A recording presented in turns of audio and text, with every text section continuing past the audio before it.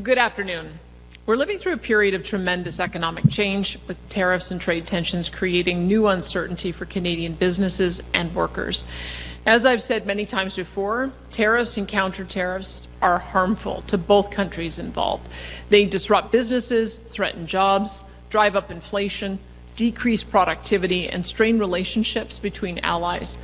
What is happening between Canada and the United States right now is tragic, unjustified, and wholly unnecessary to what has been one of the largest and most successful trading relationships in world history. But this difficult moment has also created an opportunity to take action and become a stronger nation.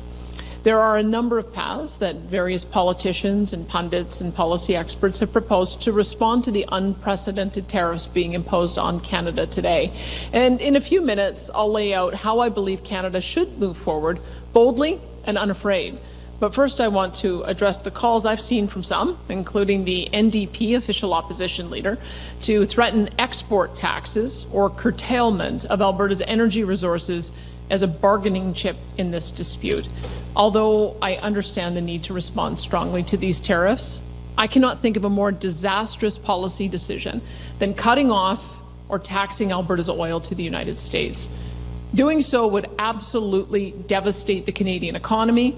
It would not only extinguish the livelihoods of hundreds of thousands of Albertans, it would economically hobble our friends and neighbors in other provinces to the east. Let me explain why.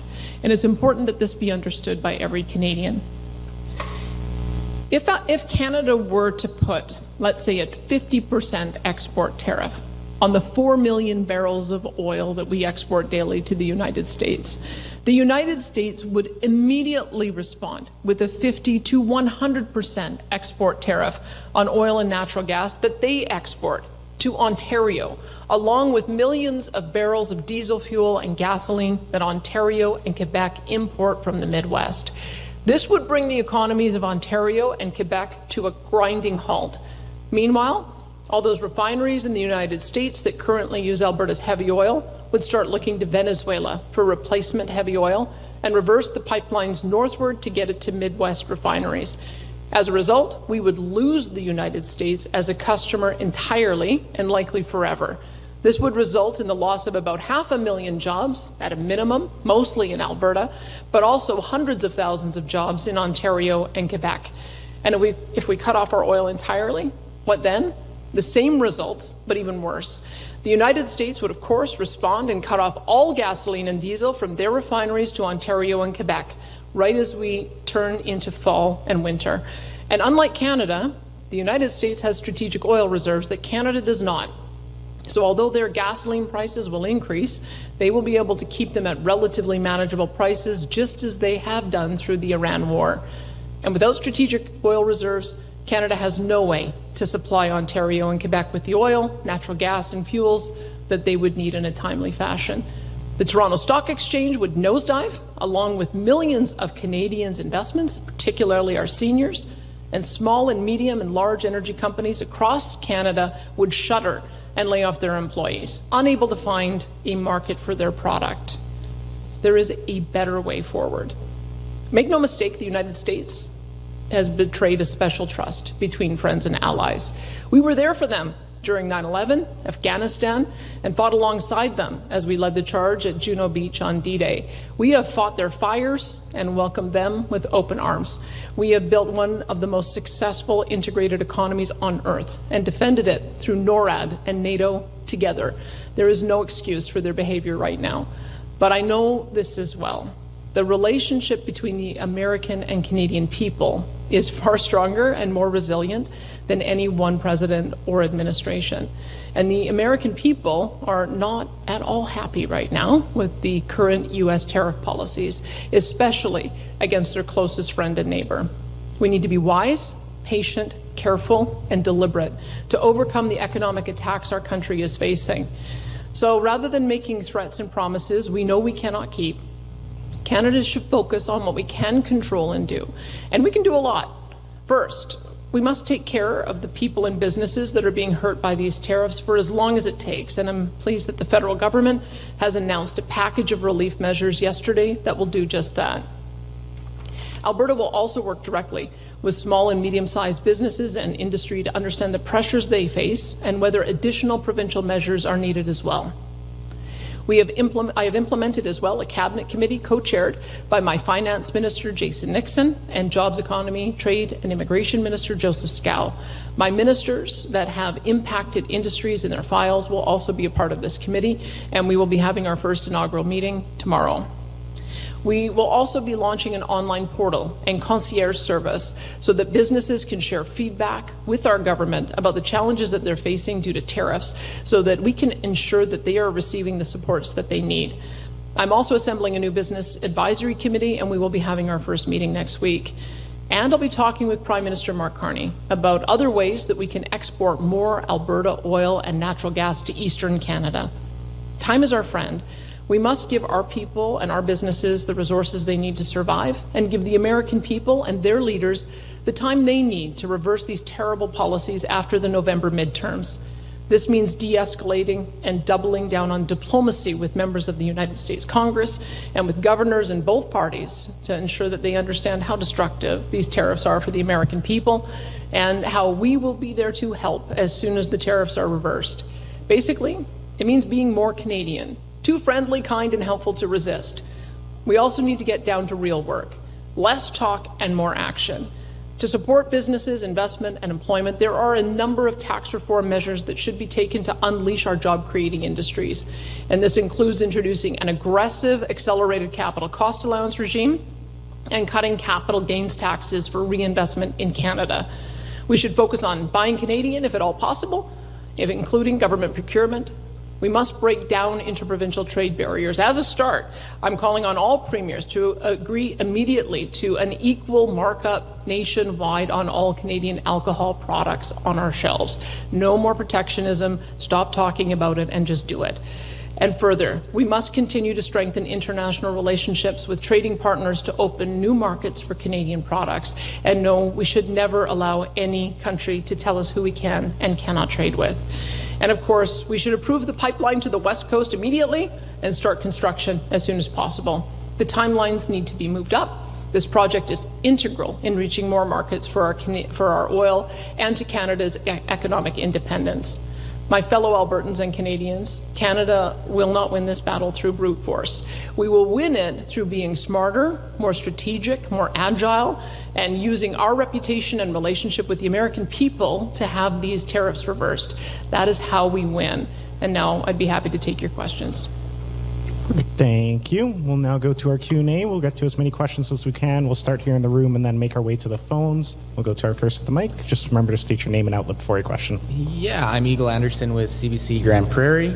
For my question, the opposition and some other Federalist folks are calling for you to either postpone or cancel the referendum, considering remaining in Canada or holding a binding referendum on separation. They're saying that it creates a perception of a weak link in national unity that the Trump administration could potentially exploit during a trade war. What risk do you think there is to holding such a referendum at a delicate time for Canadian sovereignty? Well, it's a separate process. We have citizen initiative law, which means that if our citizens ask through a petition to have enough of their fellow citizens put a question on the ballot, that we do that because that's our legislation. 400,000 people asked for a vote to remain, 300,000 people asked for a vote to leave, and so the question on the ballot gives an option to remain or an option to start the legal process for a binding referendum. I think this is an important time for us to be looking at the benefits that come from being a part of Canada. That's what I've been advocating. It's why I'm voting to remain. We still have some issues, of course, in resolving with our federal government on a range of fronts, but I can say that I feel like we have a real momentum in our country now working together, and I hope to persuade as many people as possible to vote with me. Okay. Any follow-up? Good. Awesome. Well, then we're going to head over to the phones. Operator, are you able to put through our first caller? Your first question comes from Jean-Emmanuel Fortier of Radio Canada.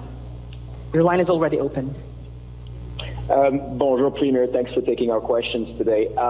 So, then, Premier, if the consequences of curtailing or tariffing oil and gas exports is so bad for Canada, so bad for Alberta, significant harm, that would destroy provinces and the country's economy. Why do you think that people like Doug Ford and others are floating the idea?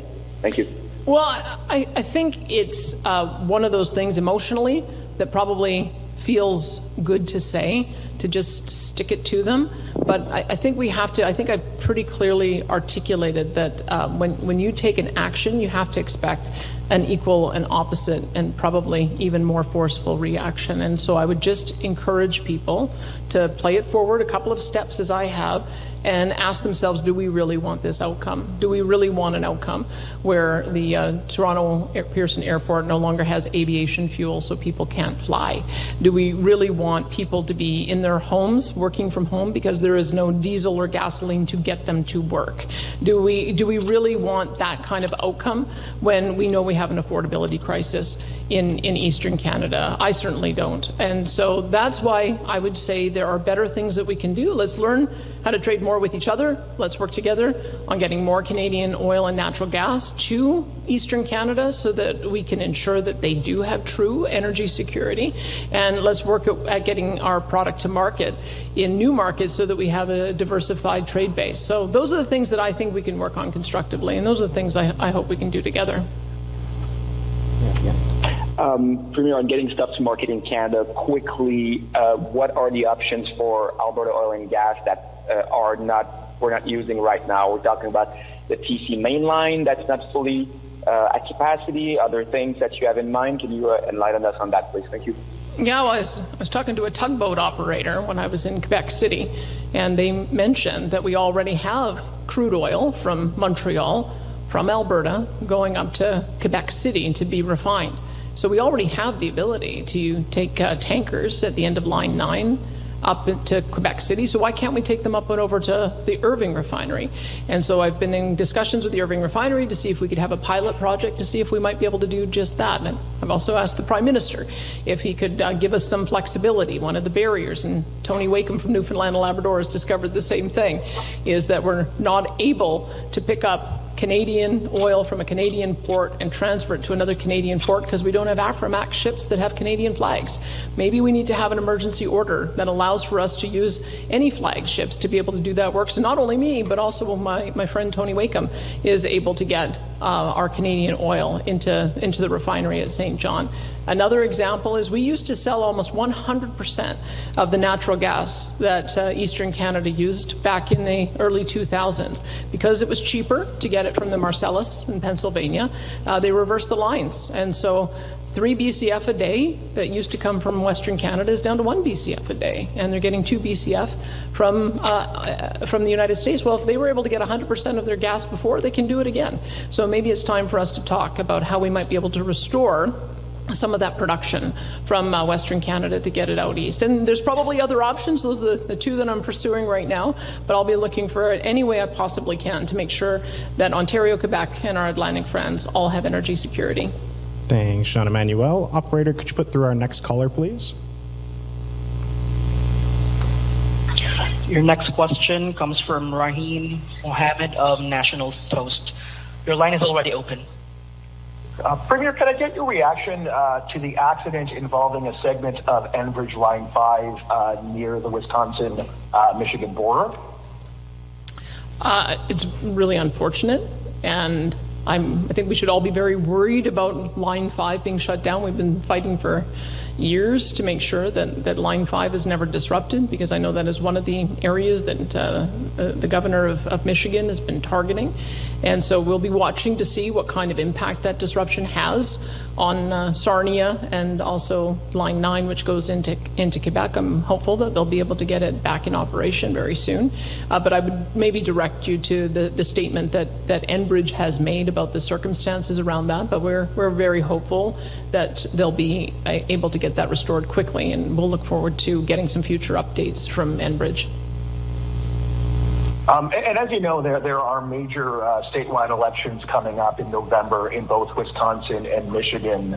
And in both states, Enbridge Line 5 is an active issue. Given the significance of Enbridge Line 5, not only to Alberta, but to Canadian energy security, would you consider something along the lines of advise or targeted advocacy in either state to make sure that our interests are represented in this discussion?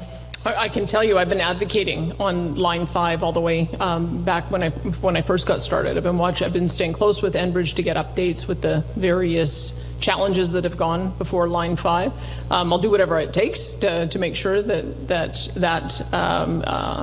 the service gets restored and that it is maintained. I think the administration recently gave some indication that, notwithstanding a recent court decision that would have stalled it, they believe that this is important to maintain. We do have a cross-border oil treaty with the United States that I would hope would continue to be maintained. But let's remember, this line, when it lands in Sarnia, provides about 50% of the oil that Ontario refineries use, and then going on to Line 9, it provides about 2/3 of the oil needed in Quebec. So it's a very big deal, and that's part of the reason why we want it to get restored quickly. Part of the reason why, when I say it goes through Wisconsin and Michigan, why we have to be very mindful about using energy in the way that's been described by folks like the leader of the NDP official opposition. But it's also the reason why Doug Ford and I have talked about creating an alternative Canadian-only route. That's what the Northern Shield feasibility study is all about,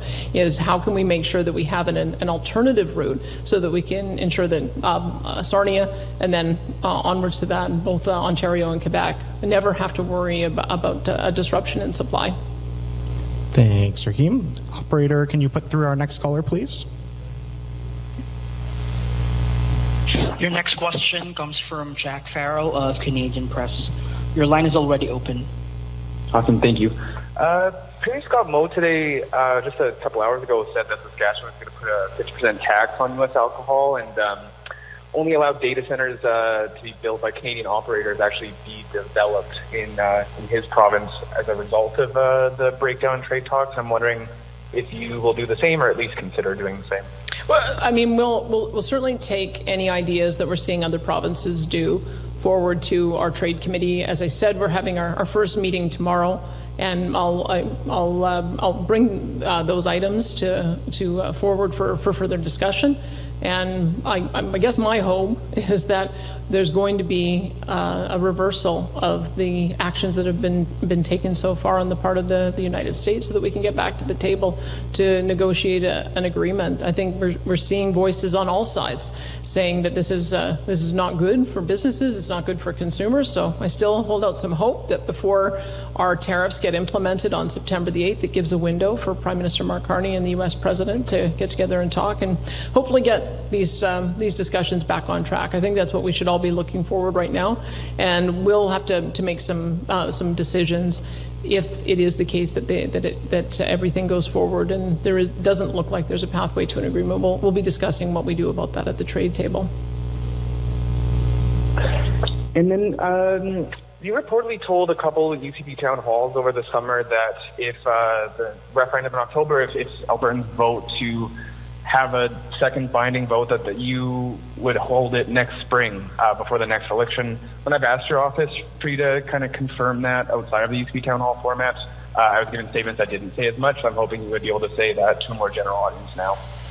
Well, I was talking about how quickly we could potentially do it, but keep in mind we also have legislation that says that you can't hold a referendum within a year of a general election. So I'd have to see legally how quickly we could move in practical fact. And so the point is, I mean, what I'm working towards is giving Canadians and Albertans hope again that the country can work as it was always intended. And I think that we can make the case stronger today than we were able to 18 months ago. I'm pleased that the Prime Minister is finding ways to acknowledge the grievances that Albertans have, because they were legitimate grievances, and to work with me on resolving them. I don't think that you solve problems by ignoring them or papering them over. You talk them through and you try to find some common ground. I've demonstrated that in my negotiations and discussions with the Prime Minister, as well as with other premiers, that we can find areas to work together. And I hope that gives more Albertans confidence that the country can work. That's what I'm working towards, convincing people on October the 19th. Thank you, Jack. Operator, can you put through our next caller, please? Our next question comes from Janet French of CBC Edmonton. Your line is already open. Hi there. Thanks for taking my question. How much has this escalating trade war affected your ranking per se? If you had to pick and choose your favorite pipeline project that you think should be done the most rapidly, how has this affected the ranking of those projects in your mind? I think the West Coast oil pipeline, 1 million barrels a day with the new terminal point in southern British Columbia, is the one that has the greatest chance of getting to market more quickly. It's part of the reason we worked with the federal government on that route. Trans Mountain already knows the terrain. They have fresh environmental permits, fresh Indigenous consultation. They know where some of the rerouting should take place for efficiency and to avoid problems.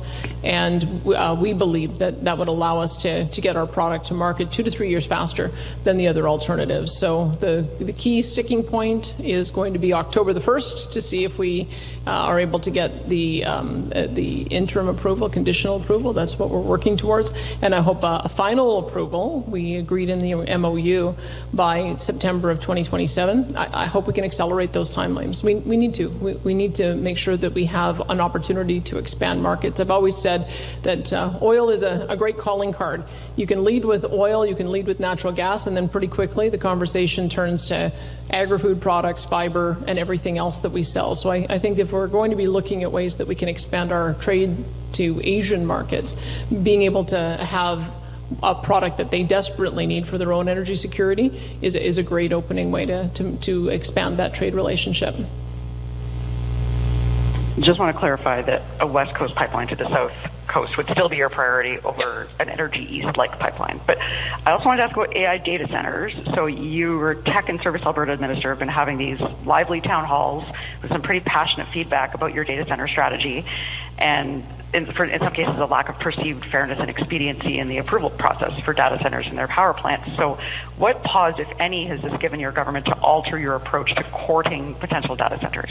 Well, I can tell you that we have identified some areas that we need to have some more robust regulation. I mean, keep in mind, we used to have pretty robust town halls around solar and wind, and as a result we were able to develop some new parameters around how solar and wind was cited.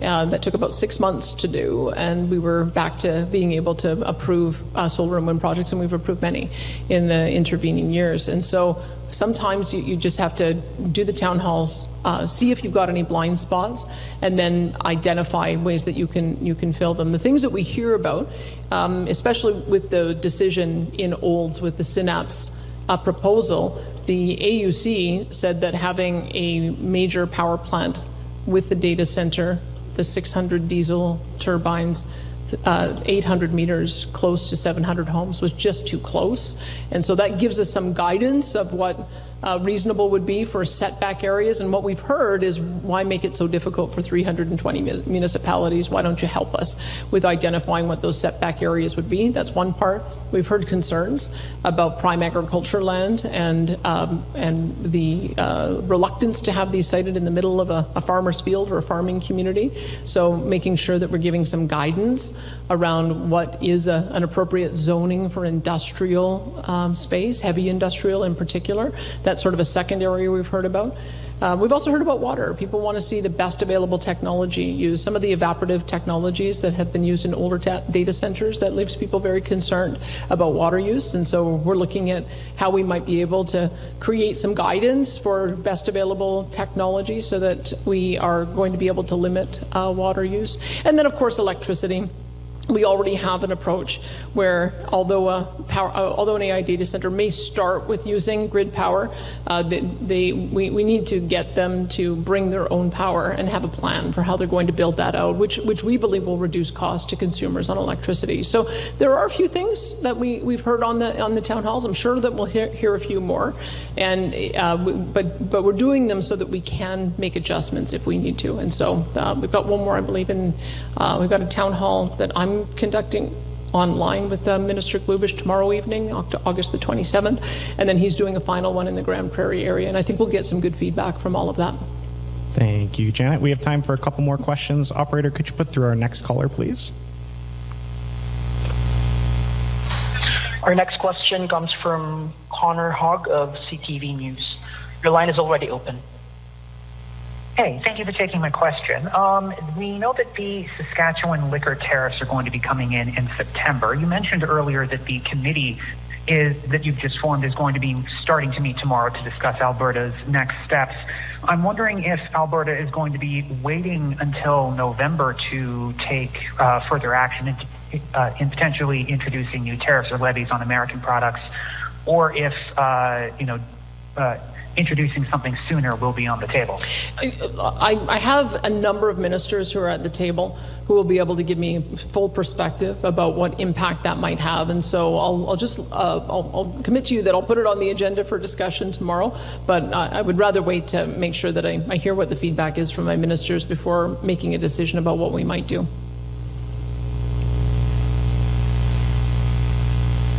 And my follow-up, I'm just wondering, since we are seeing that action from Saskatchewan, is there any concern on your part that Alberta may be seen as, not potentially doing as much as it could to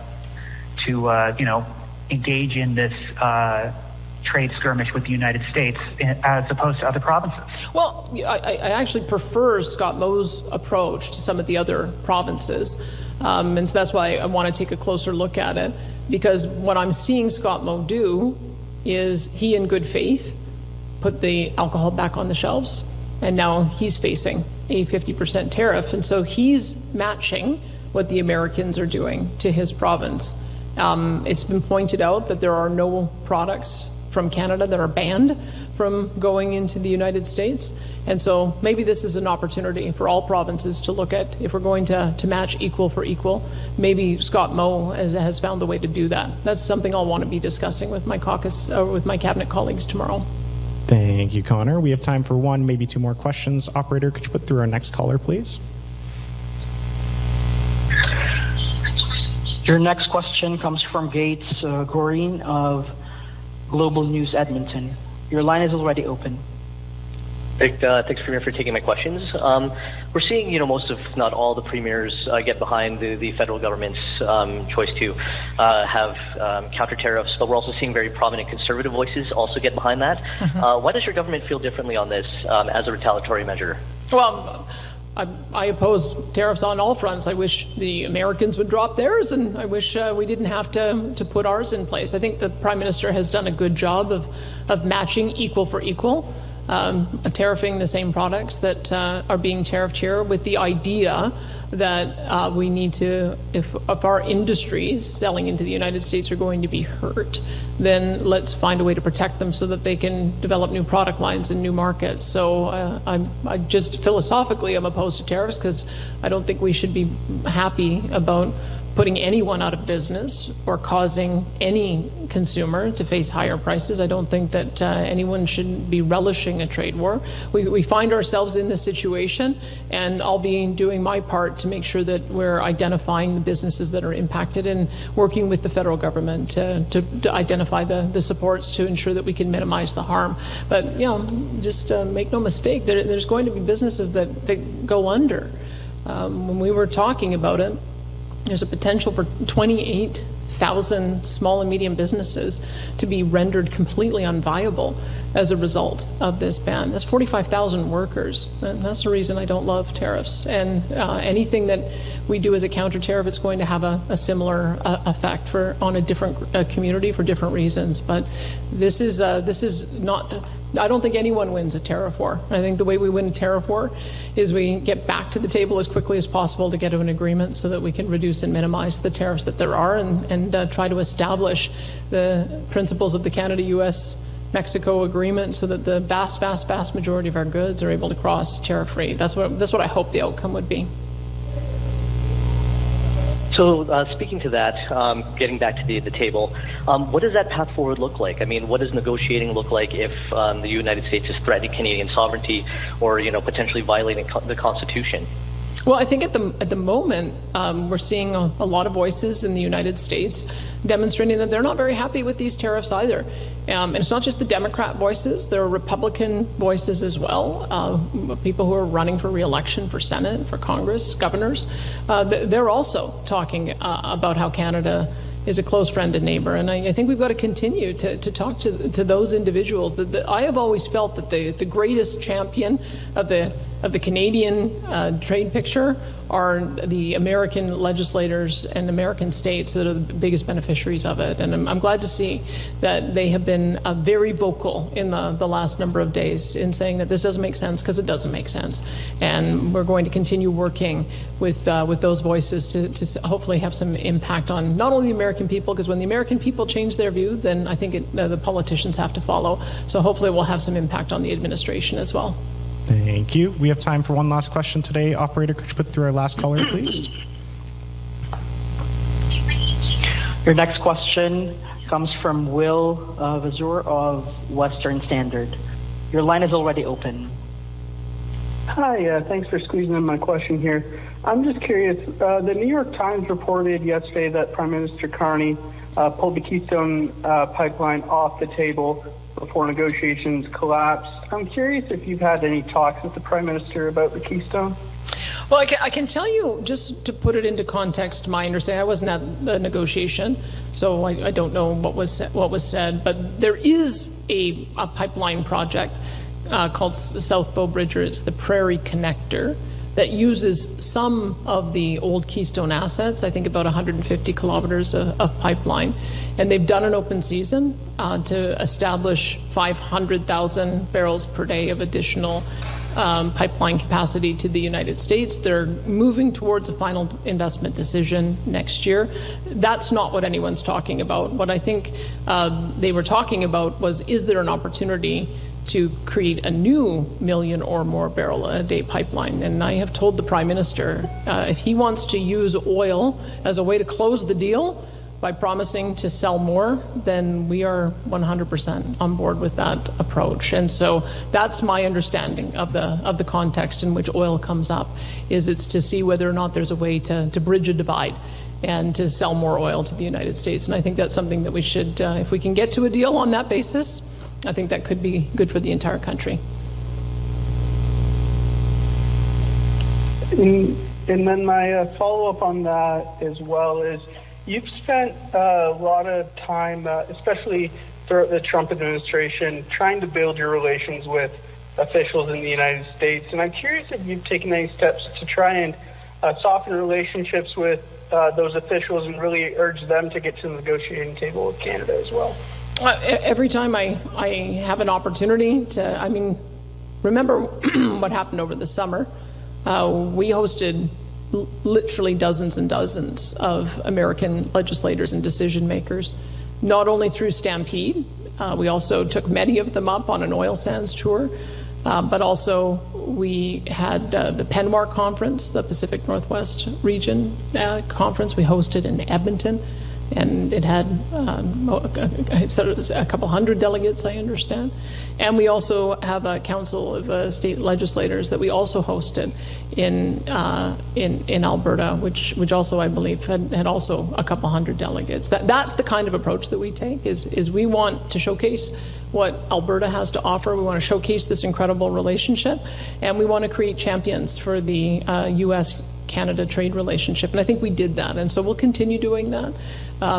We have, as I mentioned, those two different agencies. They have a variety of conferences. There's governors' conferences. We're going to continue to reach out to try to get those champions to speak up for this trade relationship, because it's very important to both of us. It's important to our consumers and businesses. It's important to their consumers and businesses. And I think with that kind of consistent, effective diplomacy, I think we'll be able to get these two parties back to the table. Thank you. That's all the time we have for questions today. Thanks, everyone.